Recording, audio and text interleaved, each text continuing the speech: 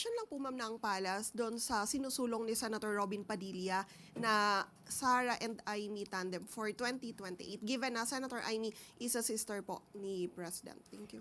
Sila din po ang dating tinawag na Team Itim. So ngayon po wala pong maaaring tugon at hindi pa po tumutugon o nagre-react ang Pangulo patungkol po dyan. Sinasabi po ng Pangulo, of course, that he doesn't want to talk about the elections as of yet at gusto niya magtrabaho. Pero gustuhin man po niya at hindi, following Vice President Duterte's announcement yesterday, it's going to be political. It's going to be about the elections moving forward. How does the President see this affecting his plans, his governance? Wala, hindi maapektuhan. Maaapektuhan ba ng isang vice presidente na nag-announce lamang siya na siya'y tatakbo ang pagtatrabaho ng Pangulo? Kung ang iisipin lamang ng Pangulo natin ay ang mga sinasabi ng vice presidente, hindi natatakbo ang gobyernong ito.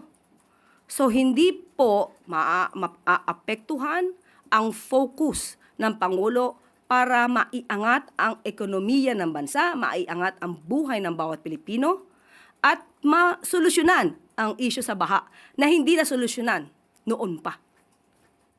And given that, makakaasa din po kaya tayo na the President will make statements concerning the Vice President's tirades against him. Dahil yun nga po, it's election season.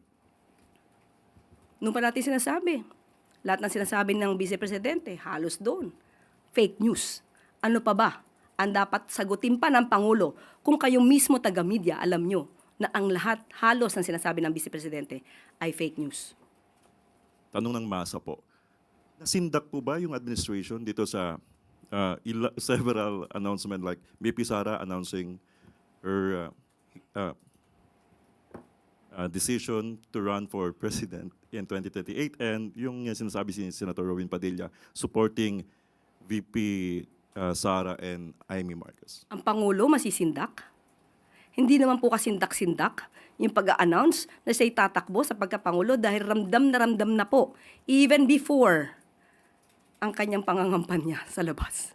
So hindi po nakakagulat kung siya mag-announce na siya'y tatakbo bilang Pangulo.